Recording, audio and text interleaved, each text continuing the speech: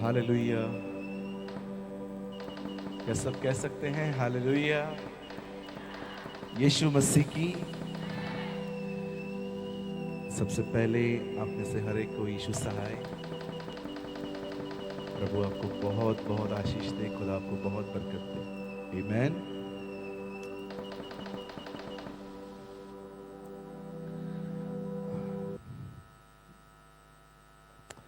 मैं सबसे पहले बहुत धन्यवाद करता हूँ इस अच्छे स्वागत के लिए जो भाइयों और बहनों ने मिलकर किया। मैं वो गाना नहीं समझ पा रहा था, लेकिन उसमें एक वर्ड समझ में आया, Mumbai. One word I understand.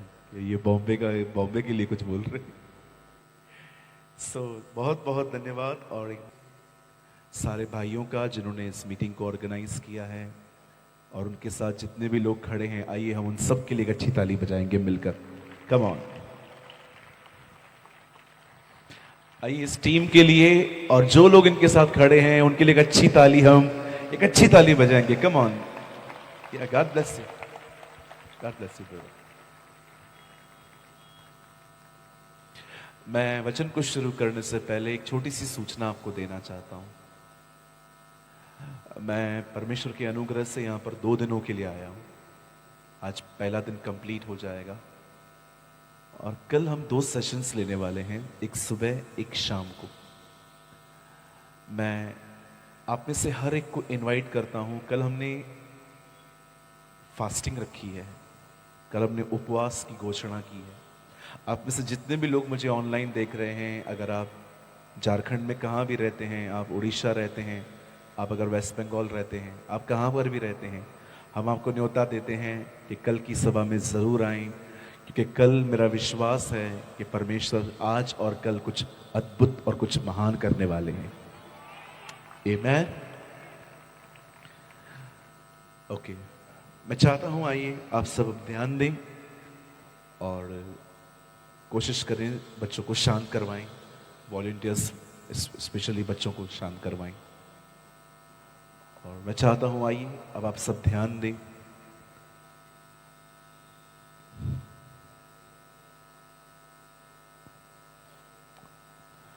Bible कहती है, पुराने नियम का हर भविष्यवक्ता यीशु के आने की भविष्यवाणी करता था। मैं भविष्यवाणियों में इतना एक्सपर्ट नहीं हूं। मुझे बहुत सारी भविष्यवाणियां आज भी ऑनेस्टली समझ में नहीं आती हैं, लेकिन मैं हर भविष्यवाणी में यह पढ़ पाता हूं कि कैसे उन्होंने पुराने नियम में यीशु के आने का जिक्र किया। और बाइबल कहती है, यशायाह ने कहा, एक कुंवारी गर्भवती होगी और वो बेटे को जनेगी, उसका नाम इमैनुअल रखा जाएगा, जिसका अर्थ है परमेश्वर हमारे साथ। और हम सभी जानते हैं कि ये सारी भविष्यवाणियां यीशु मसीह के विषय में थी।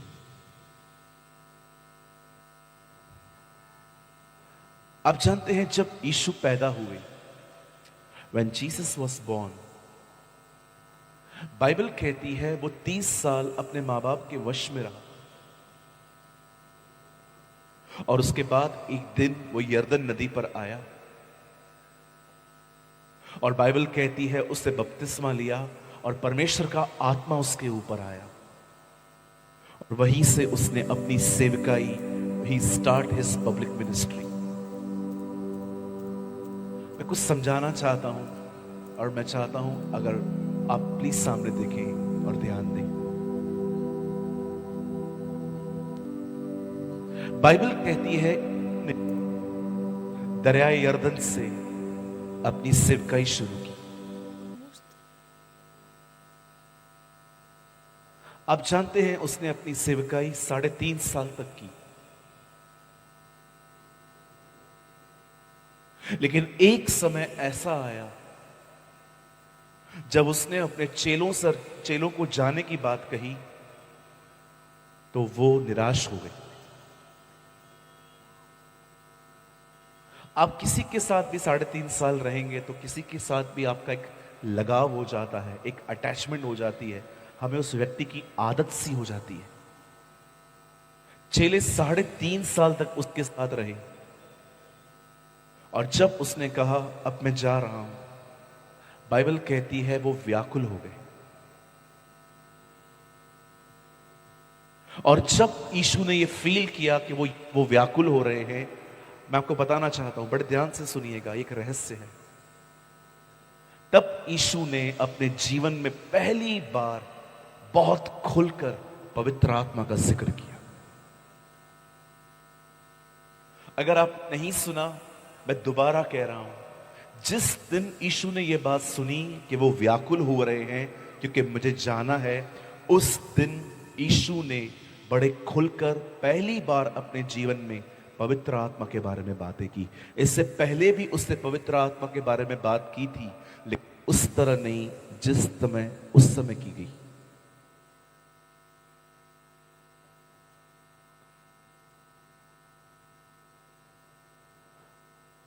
मुझे माफ करिए,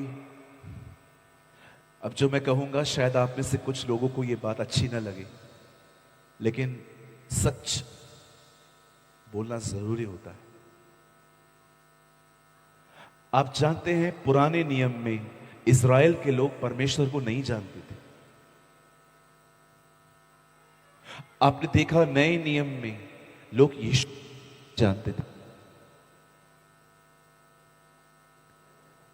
पुराने नियम में लोग प्रभु को नहीं जानते थे, नए नियम में लोग यीशु मसीह को नहीं जानते थे। और मैं आपको सच कहता हूं, आज की पीढ़ी पवित्र आत्मा को नहीं जानती। बहुत सारे लोगों को उसके बारे में बहुत कम जानकारी है। आप जितने भी लोग यहां बैठे हैं, मैं आपसे एक सवाल पूछना चाहता हूं। Do you know who is the Holi spirit? पवित्र आत्मा कौन है?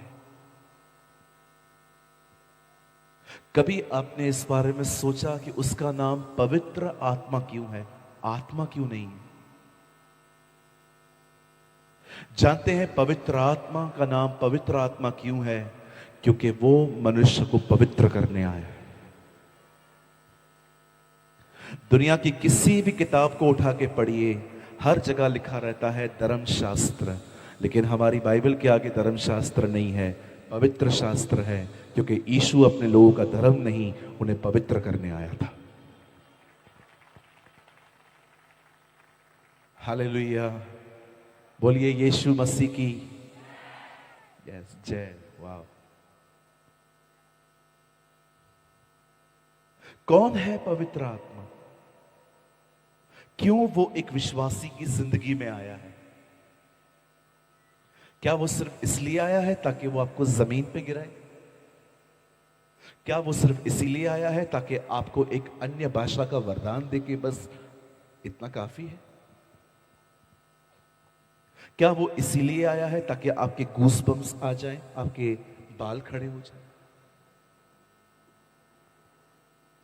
आज बहुत सारे लोगों के पास पवित्र आत्मा की यही पहचान है कि वो गिराता है, उठाता है। बहुत सारे लोग सोचते हैं कि वो एक सामर्थ है, पर मैं आपको बताना चाहता हूं, वो एक सामर्थ नहीं है, वो एक व्यक्ति है जो सामर्थ देता है। He is a person.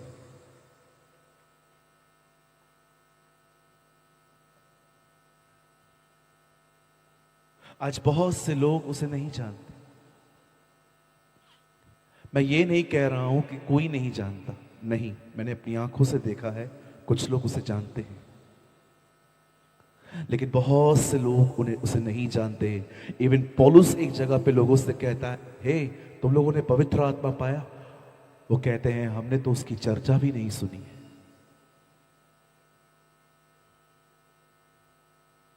जब यीशु ने अपने चेलों के पांव धोए और उसने पहली बार अपना मुंह खोल के ये कहा कि मैं जाने वाला हूं, और जब बाइबल कहती वो व्याकुल हो गए, तो 14 अध्याय के 1 वचन में वो कहता है तुम्हारा मन व्याकुल ना हो। और उसके बाद वो लगातार उन्हें पवित्र आत्मा के बारे में बोलता रहा कि वो सत्य का आत्मा है, वो सच्चाई बताएगा, वो तुम्हारे साथ रहेगा। और जानते हैं 15वें अध्याय में यीशु एक दृष्टांत देते हैं जिसमें वो कहते हैं कि मैं दाखलता हूं, तुम डालियां हो। आपने कभी सोचा ये टीचिंग जो थी जुड़ने की कि तुम डाली हो और मैं पेड़ हूं, मैं दाखलता हूं, उसने वो 12 अध्याय में क्यों नहीं दी, 15वें में क्यों दी? वो आपको समझाना चाह रहा था 13 अध्याय में जब उन्होंने अपने आप को अकेला महसूस किया। 14 अध्याय में उसने पवित्र आत्मा के बारे में बात की और 15 अध्याय में उसने कहा तुम मुझसे मेरे साथ जुड़ सकते हो। आप जानते हो पवित्र आत्मा की सबसे मुख्य सेवकाई क्या है? एक व्यक्ति को परमेश्वर के साथ जोड़कर उसके ऊपर निर्भर रहना सिखाना। ये उसकी सबसे महान सेवकाई है। मैं 18 साल से प्रभु में हूं। मैं प्रभु की वेदी के ऊपर खड़े होकर कहना चाहता हूं, मैंने 18 साल में आज तक किसी से 1 रुपया नहीं मांगा।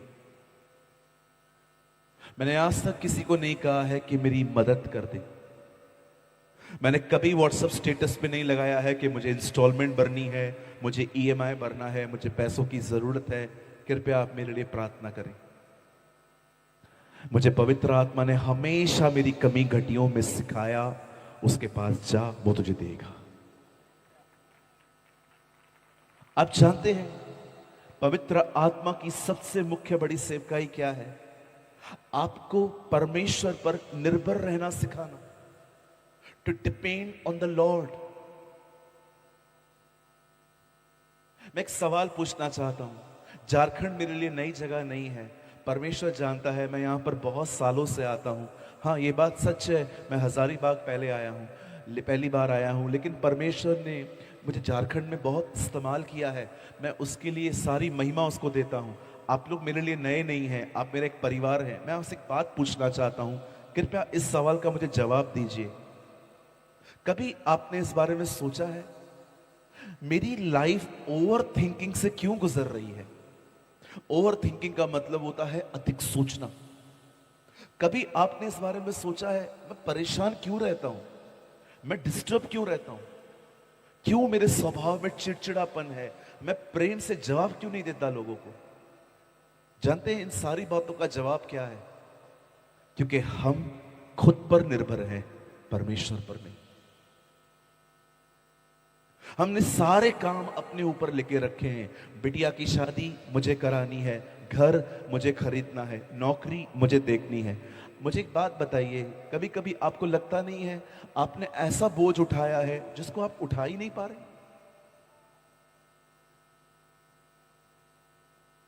आज बहुत सारे लोगों से मैं मिलता हूं, जब मीटिंग पूरी हो जाती है और मैं उनको पूछता हूं, हे ब्रदर हाउ आर यू, कैसे हैं आप? पास्टर जी मैं फर्स्ट क्लास हूं, चल चाय पियेंगे बैठ के। और जब चाय पीने के लिए बैठते हैं, और बता क्या है? कुछ भी ठीक नहीं। क्या हो गया? नौकरी नहीं। तो उधर तो तू बोल रहा था फर्स्ट क्लास है, ये कैसा फर्स्ट क्लास है? कहिए मेरे पीछे, निराशा,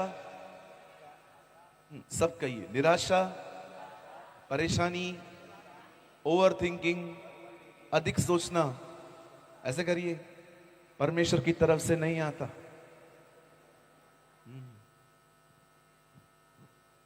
आजकल तो रास्ते पे लोग सोचते रहते। एक अंकल को मैंने उस दिन, मैं गाड़ी चला रहा था, एक अंकल मोबाइल में रास्ते के बीच पे चल रहे थे। मैंने उनको हॉर्न दिया, हॉर्न दिया, हॉर्न दिया, वो हट ही नहीं रहे थे, पता नहीं कहां पर लॉस थे। फिर मैं आगे को गया, मैंने कहा अंकल आप बीच में से चल रहे हो, हाँ तो तू साइड से जाना।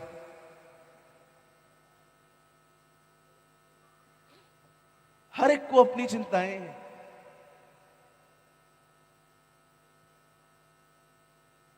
बहुत सारे लोग इन दिनों में चिंता करते हैं, परेशान रहते हैं, सोचते रहते हैं। कोई पास को लेकर बैठा है तो कोई फ्यूचर को। कोई कहता है कि पास अच्छा था भविष्य से, भविष्य तो कुछ दिखता ही नहीं है, लगता है अंधेरा है सब कुछ। परमेश्वर नहीं चाहता कि आप स्वयं पर निर्भर रहें। परमेश्वर आप में से हर एक के लिए चाहता है कि आप एक डाली हैं और आप अपनी दाखलता से जुड़ें, आप उस पर निर्भर रहें। और मैं आप में से हर एक को कहना चाहता हूं, मेरी बाइबल कहती है, जिन्होंने उसकी ओर निहारा उन्हें ज्योति मिली और उनके मुंह कभी काले नहीं हुए। Oh hallelujah. कहिए अपने पास वाले को, अपने आप से अलग होके प्रभु के साथ जुड़ना सीखो। सब आपने लेके रखा है।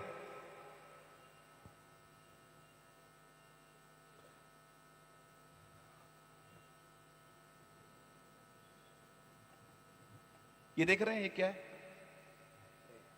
ये पानी का ट्रे है। कल्पना करिए कि ये ट्रे नहीं है, ये एक जो सब्जी जिसमें डाली जाती है, क्या बोलते हैं उसको, जिसमें पूरा सब्जी उठा के लेडी लेके जाती है? टोकरी। टोकरी, नॉट छोकरी, टोकरी। पता नहीं किसने छोकरी बोला। आपको पता है एक दिन क्या हुआ? एक आंटी ऐसे टोकरी लेके जा रही थी, तो उसके बिल्कुल पास में से एक लॉरी निकला। तो उन्होंने उनको बोला, कहां जा रहे हो? सब्जी बेचने के लिए जा रही हूं, सब्जी मंडी में। बैठ जाओ पीछे लॉरी में, मैं भी उधर ही जा रहा है। ठीक है, बैठ जाती हूँ। वो ऊपर बैठ गई। वो ड्राइवर गाड़ी चला रहा था, तो पीछे खिड़की थी, तो उन्होंने खिड़की खोल के देखा कि वो क्या कर रही है। पता है वो क्या कर रही थी? वो बैठी हुई थी। अब मैं बताता हूं वो बैठी हुई कैसे थी।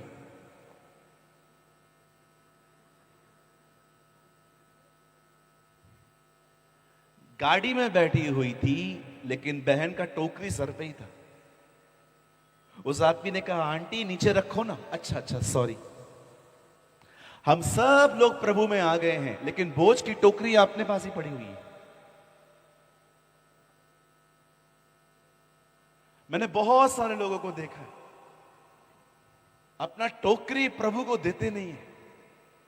प्रार्थना करते हैं, परमेश्वर मैं प्रार्थना करता हूं यीशु मसीह नासरी के नाम से, आप महान हैं, आप अच्छे हैं, आप भले हैं, आप सब कुछ कर सकते हैं। मैं प्रार्थना करता हूं प्रभु मेरे लिए ये करिए। और 10 मिनट के बाद वापस सोचते हैं, क्या कुछ ठीक नहीं हो रहा?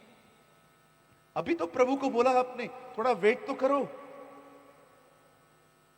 Shashi come here, Shashi come here. देखो आजकल ये हमारा हालत है।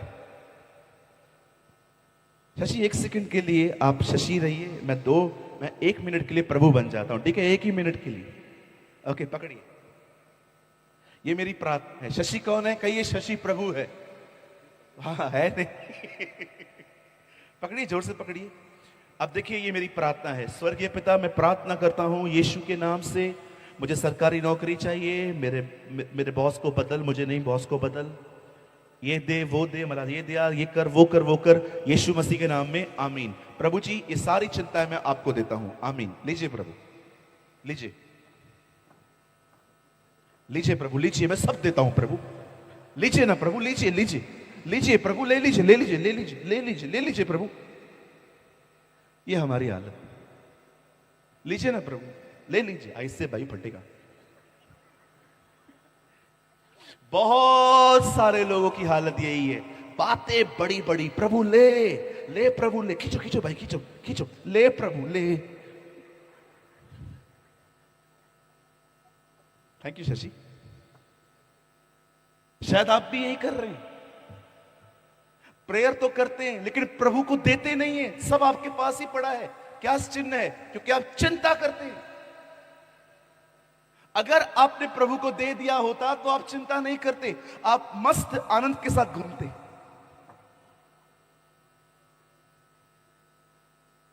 ओ मेरी बाइबल कहती है सदा आनंदित रहो। मैं तुमसे फिर कहता हूं आनंदित रहो। लेकिन कैसे रहें पौलुस? हमारी जिंदगी में इतनी तकलीफें हैं। उसके बाद पौलुस कहता है अपनी सारी चिंताएं प्रार्थना, निवेदन और विनती के द्वारा उसके सामने ले जाओ। वो कहता है आनंदित वही व्यक्ति रह सकता है जो अपनी चिंताएं परमेश्वर को दे सके। अच्छा बताइए, आपके पास पड़ी है तो क्या मिला आपके पास? कुछ लोग तो इस बात की चिंता करते हैं कि उनके पास कोई चिंता क्यों नहीं है। मैंने इनका नाम रखा है प्रोफेशनल चिंता करने वाले। एक प्रोफेशनल गिटारिस्ट होते हैं, प्रोफेशनल कीबोर्डिस्ट होते हैं, ये है प्रोफेशनल चिंता करने वाले। मेरे भाइयों, मेरी बहनों, आज के वचन को शुरू करने से पहले मैं आप में से हर एक को बताना चाहता हूं, पवित्र आत्मा की सबसे खूबसूरत सेवकाई है आपको आपसे अलग करके आपको यीशु के साथ जोड़ना। That is his beautiful ministry, कि आप उस पर निर्भर रहें। कहिए निर्भर, जोर से कहिए निर्भर। से इन इंग्लिश डिपेंड। कहिए मुझे उस पर निर्भर होकर जिंदगी जीनी है। सुबह उठते हैं ना, सब दे दो उसको और उसे कहो, मैं विश्वास करता हूं कि तू विश्वास योग्य परमेश्वर है। मैं जानता हूं तू है, और लिखा है तेरे ढूंढने वालों को तू प्रतिफल देता है। अरे सब दे दो उसको, आप रख के क्या करेंगे?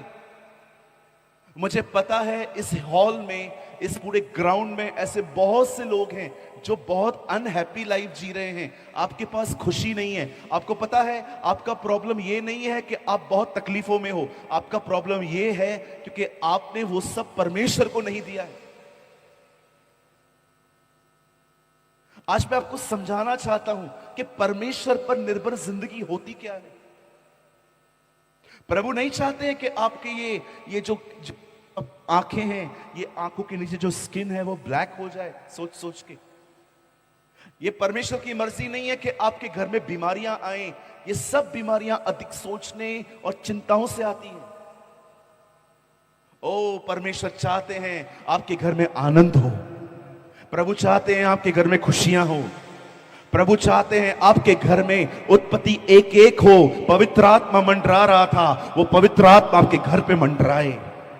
ये परमेश्वर चाहते हैं कि आपके घर के अंदर उसकी उपस्थिति हो, आपके घर के अंदर उसकी आराधना हो, आपके घर के अंदर उसके पूरे लहू का भाड़ा हो। ये उसकी मर्जी है। ये उसकी मर्जी नहीं है कि आप सारा दिन लड़ें, झगड़ा करें, परेशान हो।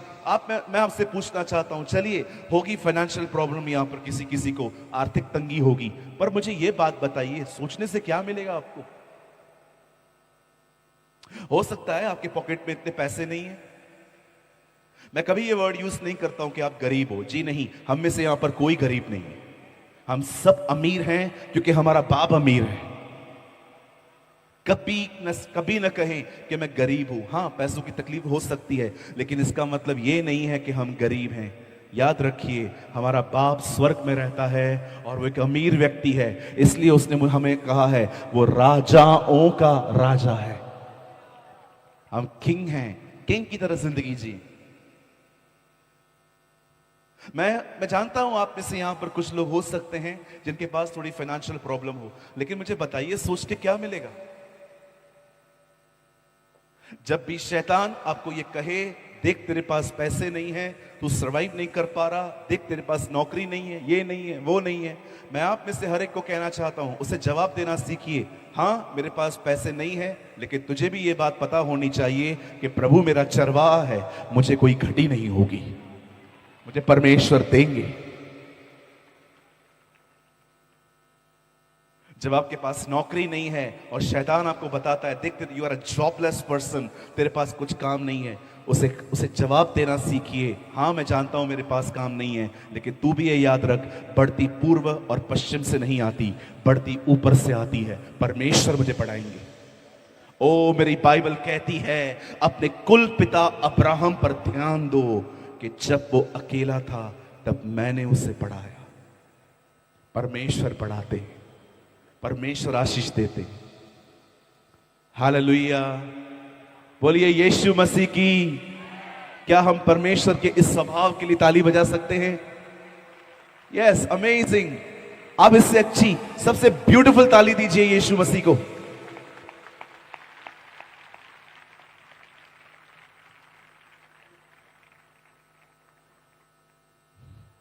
आने वाला थोड़ा सा समय हम परमेश्वर के वचन को देखेंगे। क्या होता है निर्भर होना, क्या होता है? मैं आपको सच कहता हूं, आज इस हॉल में जितने भी लोग आए हुए हैं, आज मैं विश्वास करता हूं आज चिंताओं का अंत हो जाएगा। मैं विश्वास करता हूं जैसे यीशु ने कोड़े उठाए और हर व्यापारी को मंदिर से बाहर निकाला, वैसे ही आज यीशु कोड़े उठाएगा और हमारे अंदर की हर चिंता को बाहर निकाल दे। इसे स्वीकारिए, इसे लीजिए। मैं चाहता हूं आप सब मेरे साथ खोलें। अब अपनी बाइबल खोल सकते हैं, दूसरा इतिहास। आप मेरे साथ खोल सकते हैं। हिंदी अगर आप पढ़ते हैं तो दूसरा इतिहास, और अगर आप अंग्रेजी बाइबल पढ़ते हैं तो सेकंड क्रॉनिकल, 20 अध्याय। Thank you Jesus, thank you Jesus. मेरे साथ खोले दूसरा अध्याय 20 अध्याय, दूसरा इतिहास 20 अध्याय। मैं आपका ध्यान एक गीत की तरफ केंद्रित करना चाहता हूं। अगर आपने नहीं सुना, मैं फिर से कहता हूं, मैं आपका ध्यान आज एक गीत की तरफ, एक सॉन्ग की तरफ लेके जाना चाहता हूं जो इजराइल के लोग गा रहे थे। 20 अध्याय उसके 21 वचन में लिखा है, तब उसने प्रजा के साथ सम्मति करके कितनों को ठहराया कि जो पवित्रता से शोभामय होकर हथियार बंदों के आगे आगे चलते हुए यहोवा के गीत गाएं और यह कहते हुए उसकी स्तुति करें, यहोवा का धन्यवाद करो क्योंकि उसकी करुणा सदा की है। आमीन। आइए, मैं चाहता हूं आप सब सामने देखें और बड़े ध्यान से इसे सुने।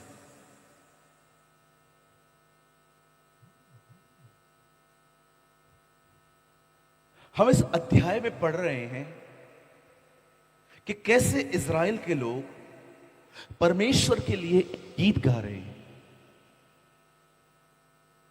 उस गीत में वो कुछ और नहीं कर रहे हैं, पर बाइबल कहती है वो उस गीत में प्रभु को धन्यवाद दे रहे हैं। पर मैं आपको बताना चाहता हूं ये धन्यवाद कब दिया गया था। हम में से बहुत से जो लोग हैं यहां पर, वो सब ठीक हो जाने के बाद धन्यवाद देते हैं, पर देखिए उन लोगों ने खुदा का शुक्र कब किया, उन्होंने अपने परमेश्वर को धन्यवाद कब दिया। मैं चाहता हूं आप सब सामने देखें। कुछ समय पहले अमेरिका ने इराक पर हमला कर दिया।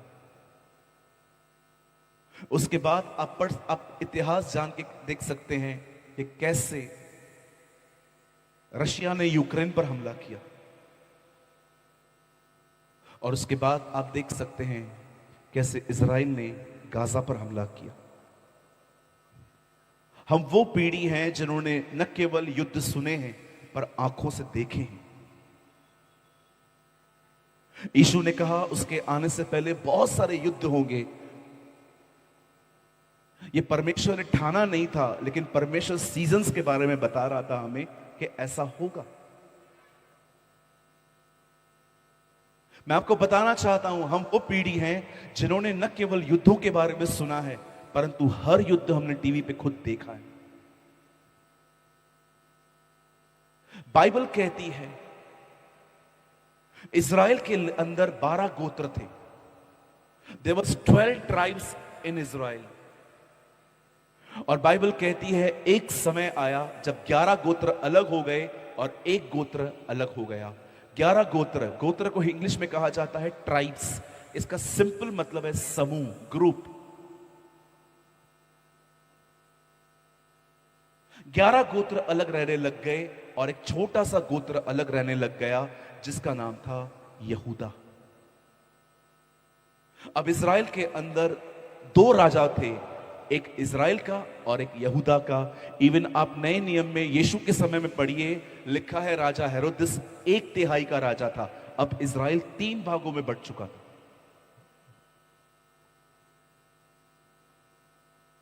ग्यारह गोत्र अलग हैं, एक गोत्र अलग है।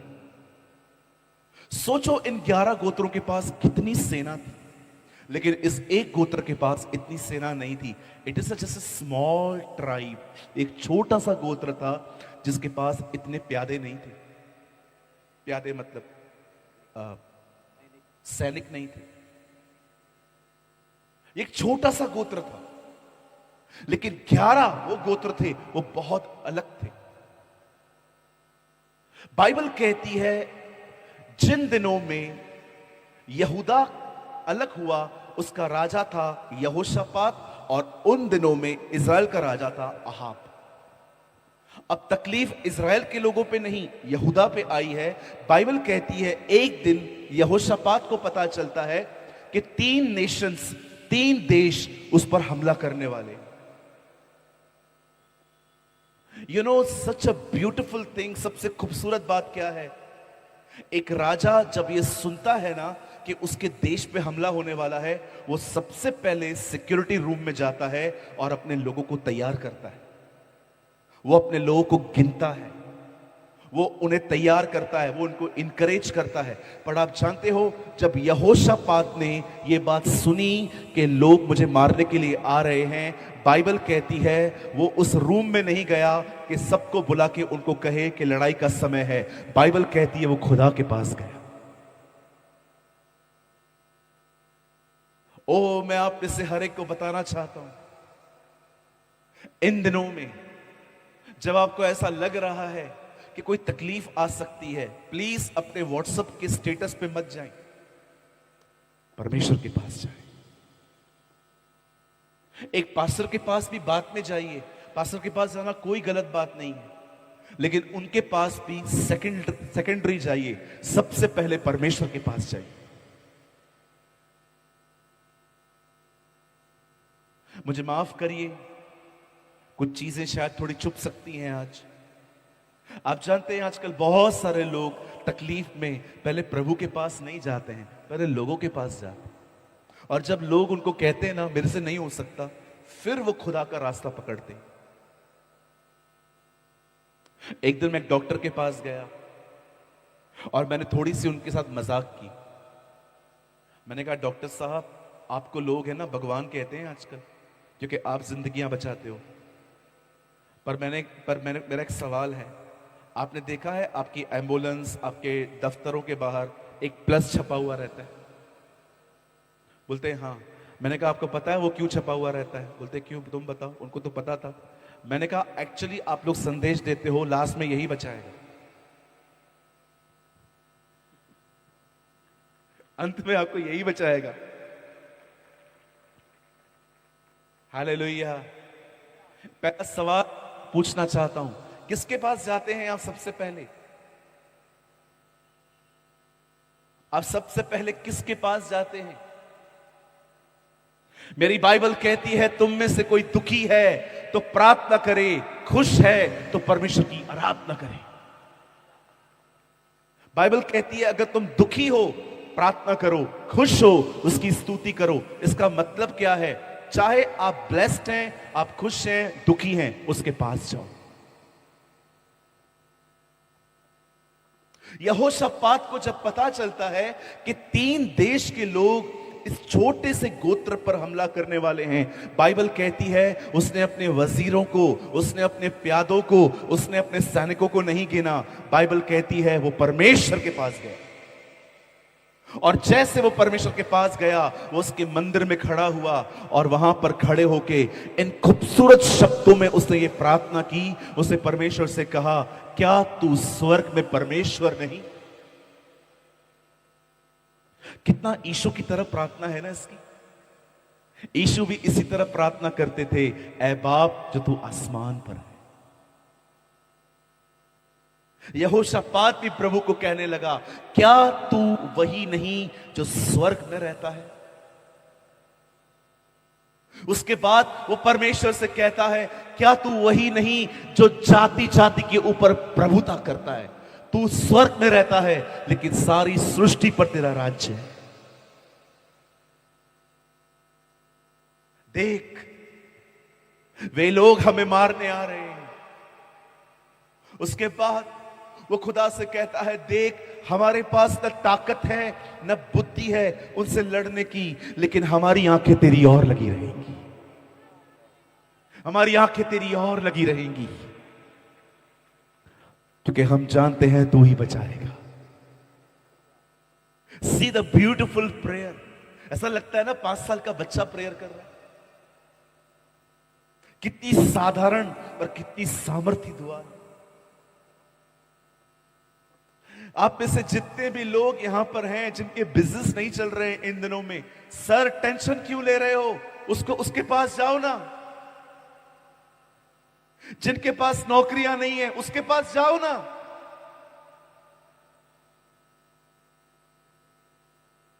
अरे लोग क्या करेंगे आपका? कुछ नहीं कर पाएंगे, वो दिलासा देंगे आपको खाली। कोई नहीं रहता है। थोड़ा अनुभवी व्यक्ति हूं इसलिए कहता हूं, कोई नहीं आएगा आपको बचाने। लोग आपकी मदद एक बार करेंगे, दो बार करेंगे, लेकिन तीसरी बार उनकी शक्लों पे दिखाई देगा कि अब वो मजबूरी से कर रहे हैं। मैं आप में से हर एक को कहना चाहता हूं, लिसन ब्यूटीफुल झारखंड, बड़े ध्यान से सुनिए। उसके पास जाइए, उसकी ओर देखिए, उस पर आशा रखिए। बाइबल कहती है जिन्होंने उसकी ओर देखा उनके मुंह काले नहीं हुए, उन्हें ज्योति मिली है। मैं हमेशा इस वचन को जब पढ़ता था मैं बोलता था, प्रभु मुंह काले हो इसका क्या मतलब है? और एक दिन मैंने उर्दू में यह वचन पढ़ा। पता है वहां क्या लिखा है?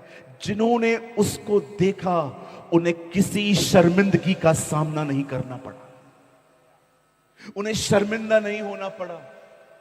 जैसे काना नगर में उस व्यक्ति ने अपने विवाह में यीशु को बुलाया था और बाइबल कहती है वहां दाखरस समाप्त हो गया। आप सोचो, आपने इतने मेहमानों को बुलाया है लेकिन आपके पास देने के लिए कुछ नहीं है, लेकिन यीशु वहां था, उसने दाखरस बनाई। उस शादी में उस आदमी की इज्जत एक वजह से बच पाई, क्योंकि यीशु वहां था, क्योंकि यीशु को बुलाया गया था। हर वो जिंदगी जिसमें उसे बुलाया जाएगा, वो जिंदगी कभी शर्मिंदा नहीं हो सकती, वो उनके साथ खड़ा रहता है।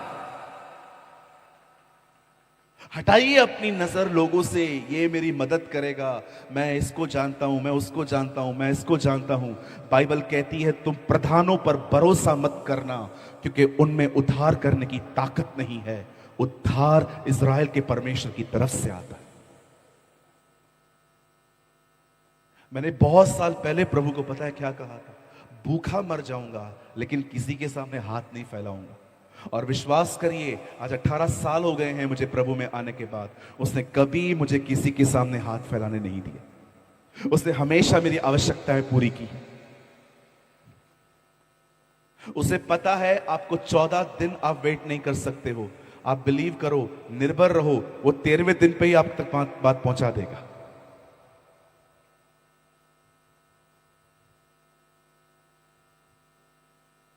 Be depend on the Lord. परमेश्वर पर निर्भर होना सीखें।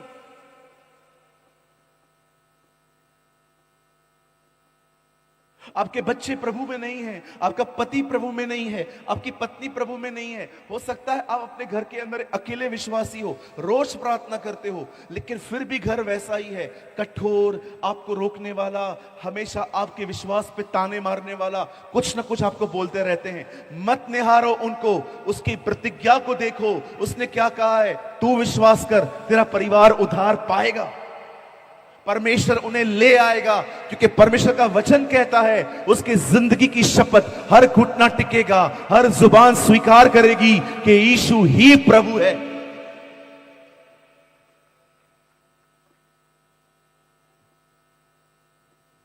मैं ऑनेस्टली कहना चाहता हूं, मैं कोई बड़ा सेवक नहीं हूं।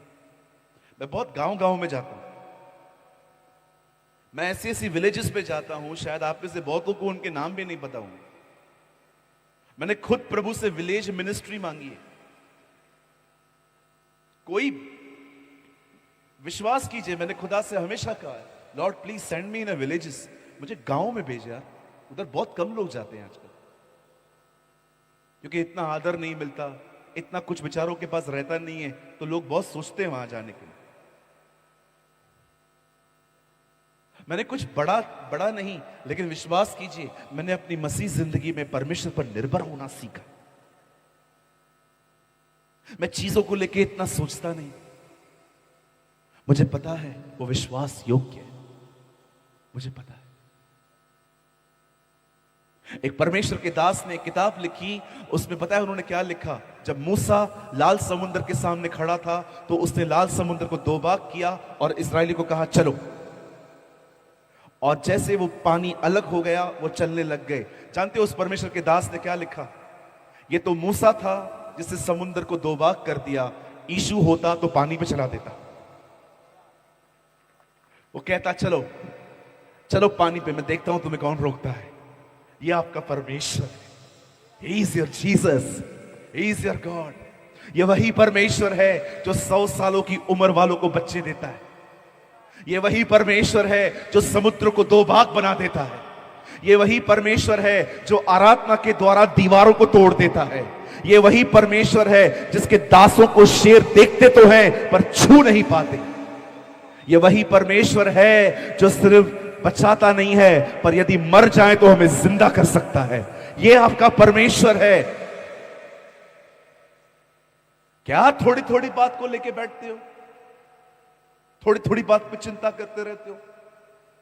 इतनी छोटी सी उम्र में तुम्हारे बाल सफेद हो रहे हैं, अच्छी बात है क्या? अरे यंग हो, यंग की तरह जियो। यहां पर कोई भी बुढ़ा नहीं है। अगर आप 70 साल के हैं ना, कहिए मैं भी जवान हूं। हाँ देखो आंटी ने बोल दिया। मैं आपको एक रहस्य बताऊं, जो पहला आदम था उसने कभी बचपन नहीं देखा, और दूसरा आदम यीशु ने कभी बुढ़ापा नहीं देखा, कभी भी नहीं। You should read. पहले आदम ने बचपन नहीं देखा। आप आदम से मिलते ना, पूछते ना तो बचपन में कौन से खिलौनों से खेलता था, वो बोलेगा मैंने बचपन देखा ही नहीं। और अगर आप यीशु से पूछते ना आपके क्या बुढ़ापे में कौन सी लकड़ी उठा के चलते थे, वो आपको कहता मैं बूढ़ा हुआ ही नहीं।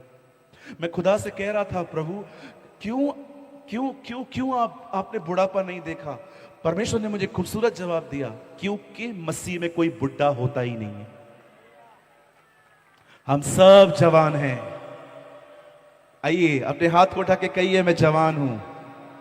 हाँ, एक दिन मैं गार्डन में वॉक कर रहा था, एक अंकल भी वहां पर वॉक कर रहे थे, और मैंने उनको देख के कहा अंकल कैसे हो? जानते हो वॉक कैसे कर रहे थे? 70-75 के।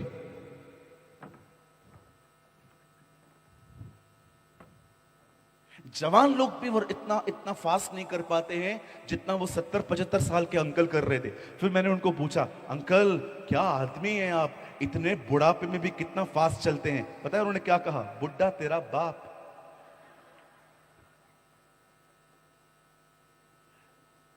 ओ, मैं एक ऐसे व्यक्ति से मिला जिसकी चमड़ी भले ही ढीली हुई थी पर उसने बुढ़ापे को एक्सेप्ट नहीं किया था।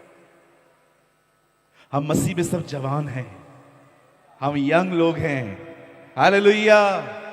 ओ, मेरी बाइबल कहती है बहुत लोग भागेंगे, थक जाएंगे, लेकिन यहोवा की बाट जोने वालों को हमेशा बल मिलेगा, हमेशा ताकत मिलेगी। अब हमेशा यंग रहेंगे। कहिए मेरे लाइफ में कभी बुढ़ापा नहीं आएगा। बोलो बोलो बाजू वाले को, बोलो कोई भी बुढ़ापा नहीं आएगा। हाँ बोलो बाजू वाले को, बाल सफेद देखकर धोखा न खाना, मैं तेरे से ज्यादा यंग है। बाहर से 66 का तो क्या हुआ, अंदर से मैं 33 का है। हालेलुया। हम सब जवान हैं। ओ, मैं आप में से हर एक को कहना चाहता हूं, जो बुजुर्ग यहां बैठे हैं, अगर आपको लगता है कि प्रभु सिर्फ जवानों का उपयोग करता है तो मैं आपको बताना चाहता हूं परमेश्वर मूसा जैसे 80 साल के बुजुर्गों का भी इस्तेमाल करता है। God use young and old. Hallelujah. बोलिए यीशु मसीह की। क्या हम सब प्रभु के लिए खूबसूरत ताली बजा सकते हैं मिलके? व्हाट अ जीसस वी है। मैं जानता हूं मैं थोड़ा वचन से भटक रहा हूं, लेकिन मैं आपसे एक सवाल पूछना चाहता हूं। आप में से इधर कोई है जो कभी कभी कमरा बंद करके नाचता है और उसको कहता है धन्यवाद तूने मेरे को बचा लिया? क्या खुदा है ना हमारा। मेरा बस चले ना, मैं अभी नीचे उतरूं और आपके दोनों कंधों को हिला के ऐसे कहूं आनंद कर क्योंकि तू बच चुका है। क्या खुदा है हमारा, उसने हमें बचाया है। Oh what a God we have.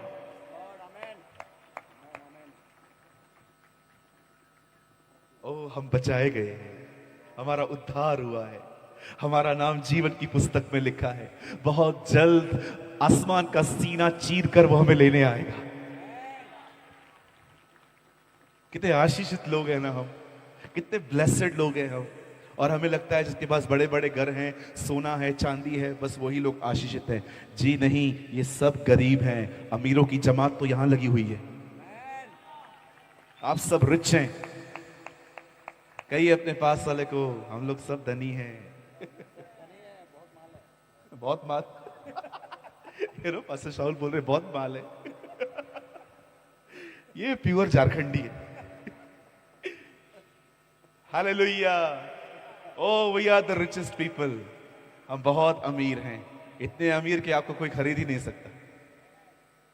व्यवस्था विवरण का आखिरी श्राप था, तुम बिकने के लिए तो तैयार हो जाओगे, लेकिन तुम्हें खरीदने वाला कोई नहीं होगा। आप जानते हो इजरायलियों के ऊपर यह लास्ट कर्स था, और जब परमेश्वर ने कहा तुम्हें खरीदने वाला कोई नहीं होगा, तो उसकी दया देखो, उसने अपने लहू से ही हमें खरीद लिया। हालेलुया। ओ, ये बहनों का ग्रुप बड़ा गर्म है प्रभु के लिए। आप जानते हैं यहोशापात खुदा के पास गया, उससे प्रभु से प्रार्थना की। वो प्रार्थना करके परेशान नहीं रहा। बाइबल कहती है उसी समय एक लड़के के ऊपर पवित्र आत्मा उतरा, और उस लड़के ने खड़े होकर कहा, हे राजा यहोशापात, हे यहूदा के लोगों, हे यरूशलेम के निवासियों, प्रभु की यह वाणी है, कल वो लोग जो तुम्हारा सामना करने को आ रहे हैं, उनसे डरो मत। कल जाओ, उनका सामना करो, लेकिन इस बात को याद रखो, इस लड़ाई में तुम्हें लड़ना नहीं पड़ेगा, तुम परमेश्वर की तरफ से अपना बचाव देखोगे। परमेश्वर खुद तुम्हारे लिए लड़ेगा। अब बड़े ध्यान से सुने, अब जो मैं समझाना चाहता हूं, दरअसल वही समझाने के लिए आज शाम को यह प्रचार है। आप जानते हैं परमेश्वर ने उन्हें शपथ दी, परमेश्वर ने उन्हें वचन दिया। परमेश्वर ने अब तक उनकी लड़ाई में वो शामिल नहीं हुआ। परमेश्वर ने सबसे पहले उन्हें वचन दिया।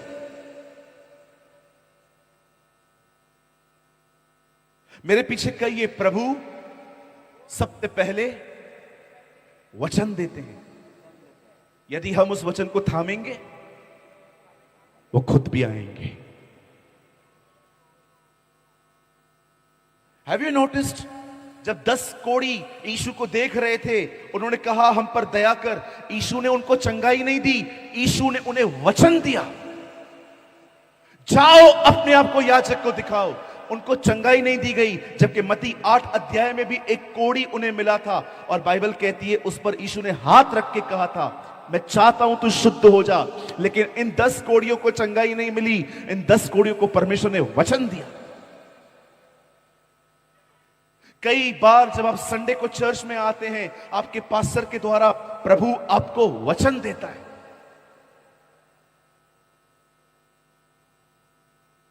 यहोशापात को परमेश्वर ने वचन दिया। प्रभु ने उसको यह नहीं कहा कि तुम लोग को कुछ नहीं करना पड़ेगा, बस घर जाके सो जाओ। प्रभु ने कहा नहीं, तुम्हें जाना पड़ेगा, तुम्हें सामना करना पड़ेगा, लेकिन तुम्हें लड़ना नहीं पड़ेगा। मैं तुम्हारे लिए लड़ूंगा। I will fight।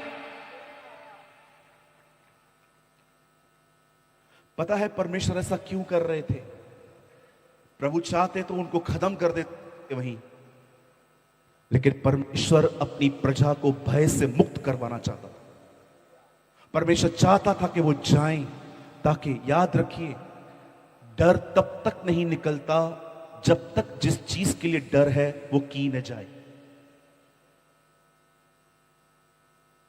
कई लोग मुझे कहते हैं पास्टर डर नहीं निकल रहा है। जिस चीज को लेकर डर लगता है ना, वो करो। मेरे कलीसिया में एक दिन मैंने एक भाई को कहा, मेरे जाने के बाद आपको प्रचार करना है। उन्होंने कहा नहीं पास्टर, मैं नहीं कर सकता इतने सारे लोगों के सामने।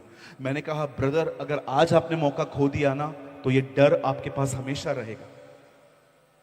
उन्होंने कहा ठीक है, मैं कोशिश करूंगा। और जैसे मैं बाहर था, मीटिंग पूरी हो गई, मैंने कॉल किया, मैंने उनको कॉल करके पूछा, मैंने कहा मीटिंग कैसे रही? पास्टर जी बहुत अच्छा था, बताओ दोबारा कब करना है? डर निकल गया। क्यों परमेश्वर अपने लोगों को वहां पर ले गया? क्योंकि परमेश्वर चाहता था कि मेरे लोगों में भय बाहर निकले।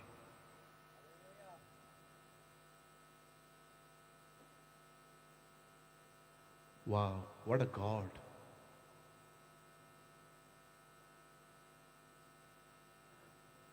प्रभु ने विश्वास से जीना सिखा रहे थे।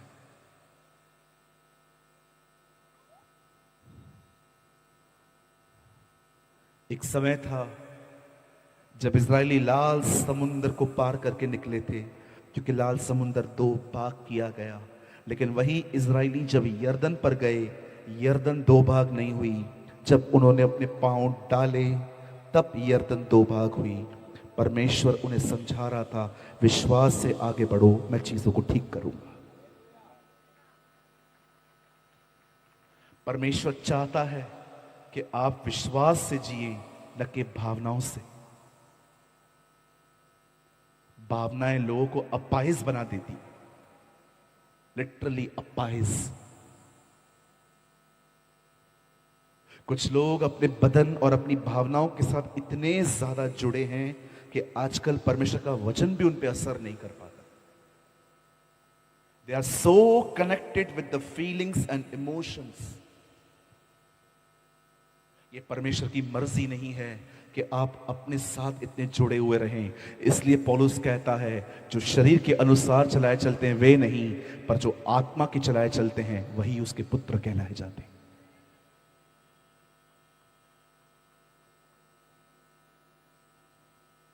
तुम्हें जाना पड़ेगा, लेकिन तुम्हें लड़ना नहीं पड़ेगा। अब सोचो, इन लोगों के पास प्रभु का वचन आया। मुझे इतना अच्छा लगा, आई डोंट नो वो पास्टर कहां है जो मुझे बाहर रिसीव करने आए थे, वहां से गीत गा रहे थे, जो वेलकम कर रहे थे। ये वेलकम मेरा नहीं था, ये परमेश्वर के वचन का था। वो कितने खुश थे कि एक व्यक्ति हमारे बीच में प्रभु का वचन लेके आए। What a honour. ऐसा ही होना चाहिए। एक परमेश्वर के दास से अधिक परमेश्वर के वचन का स्वागत करना चाहिए कि खुदा शुक्र है कि तू हमारी सिटी के लिए एक नया वचन लेके आया है। मैं यीशु के नाम से कहना चाहता हूं, ये मेरा विश्वास है, हजारीबाग आज के बाद पहले जैसा कभी नहीं होगा। परमेश्वर इस नगर की सड़कें बनाएगा, परमेश्वर इस नगर की लाइट्स बनाएगा, परमेश्वर इस नगर की गरीबी बाहर निकालेगा, बीमारियां निकलेगा। और मैं यीशु के नाम में कहता हूं, हजारीबाग के घर घर में प्रभु की आराधना होगी। पता है ऐसा क्यों होगा? क्योंकि इस नगर में परमेश्वर के वचन का आदर किया गया, इस नगर में परमेश्वर के वचन का स्वागत किया गया है। जब योना ने एक लाइन प्रीच की, पश्चाताप करो अदरवाइज प्रभु सब कुछ खत्म देगा, बाइबल कहती है योना के लोगों, नीनवे के लोगों ने परमेश्वर के वचन का आदर किया और परमेश्वर ने उन लोगों के ऊपर जीवन उंडेल दिया। हर वो शहर, हर वो नेशन, हर वो स्टेट जो प्रभु का आदर करेगी, उसके वचन की इज्जत करेगी, परमेश्वर वहां पर महान काम करता है।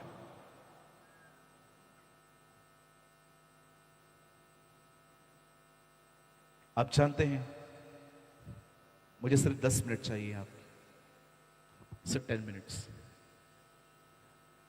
जब यहोशापात को यह वचन मिला, जाओ तुम्हें लड़ना नहीं पड़ेगा, मैं तुम्हारे लिए लड़ूंगा। जानते हैं यहोशापात कैसे इस वचन को लेता है? अब यहोशापात उन लोगों से लड़ने के लिए निकलता है और आप पढ़िए, लिखा है, आराधना करने वाले आगे गए, हथियार बंद पीछे थे। कभी आपने ऐसा युद्ध सुना है जिसमें आराधना करने वाले आगे चल रहे हैं लेकिन जिनके हाथ में हथियार है वो पीछे हैं? आग अगर वहां होते और यहोशापात से पूछते, सर कहां जा रहे हो? युद्ध में।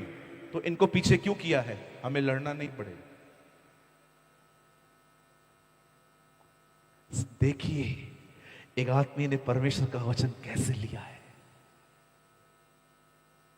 आगे आराधना करने वाले जा रहे हैं, हथियार बंद आगे जा रहे, पीछे चल रहे हैं। और आगे वाले क्या गीत गा रहे हैं? यहोवा का धन्यवाद करो क्योंकि उसकी करुणा सदा की है। अरे किस चीज के लिए धन्यवाद दे रहे हो? हम धन्यवाद दे रहे हैं क्योंकि हम युद्ध जीत चुके हैं। हम युद्ध जीत चुके हैं। मैं आपको बताना चाहता हूं, यह मात्र गीत नहीं है, यह एक प्रोफेटिक सॉन्ग था, यह एक भविष्यवाणी से भरा हुआ गीत था कि हम जिस युद्ध में जा रहे हैं हम जीत चुके हैं, इसीलिए हम धन्यवाद देते देते जा रहे हैं। विश्वास ये नहीं है कि होगा, विश्वास ये नहीं है कि प्रभु शायद करेंगे, विश्वास ये है उसने कर दिया है। विश्वास करने वाला व्यक्ति परेशान नहीं होता, विश्वास करने वाला व्यक्ति सेलिब्रेट करता है, आनंद में रहता है, शुक्रगुजारियों के गीत गाता है, उसको ऊंचा उठाता है। अरे भाई क्या कर रहे हो, क्यों नाच रहे हो? खुदा ने सब कुछ कर दिया है। उसने क्रूस पे ये नहीं कहा कि हो जाएगा, उसने कहा पूरा हुआ, पूरा हुआ। कौन से विश्वास में जी रहे हैं आप? यीशु ने कहा उस पहाड़ से कहो उखड़ और उस समुद्र में चला जा। उसे ये नहीं कहा कि हो सकता है वो तुम्हारी बात माने, बाइबल कहती है वो तुम्हारी मानेगा। इस तरह के विश्वास में जियो। वो विश्वास जिसको रखकर आप खुश नहीं हैं, वो विश्वास विश्वास ही नहीं है। एक सच्चा विश्वास एक मनुष्य को आनंद की तरफ ले जाता है। कैसे पता चलता है कि आप में विश्वास है? पता है कैसे? कई अपने बाजू वाले को स्माइल देकर, विश्वास करने वाले खुश रहते हैं। स्माइल देके कहो आप तो सीरियसली बोल रहे हैं। कई ये जो विश्वास करते हैं वो बहुत खुश रहते हैं क्योंकि उनको पता है खुदा ने कर दिया है। Oh, it is done। जो कुछ तुम प्रार्थना में विश्वास से मांगो, प्रतीति करो कि तुम्हें मिल चुका है और तुम्हारे लिए हो जाएगा। क्यों हो जाएगा? क्योंकि तुमने विश्वास किया है कि वो हो चुका है। परमेश्वर के वचन पर निर्भर होना सीखें। सिर्फ चर्च आके वचन न सुने, हाँ हाँ हाँ हाँ आमीन हालेलुया, नो नो नो, उस वचन को अंदर लीजिए, स्वीकार करिए ये प्रभु ने मुझे दिया है, ये हो चुका है। इसे कहते हैं निर्भर होना। इसी के लिए पवित्र आत्मा आपकी जिंदगी में आया है ताकि वो आपको अपनी जिंदगी से दूर ले जाकर आपको परमेश्वर पर निर्भर होना सिखाए। आज इस मीटिंग में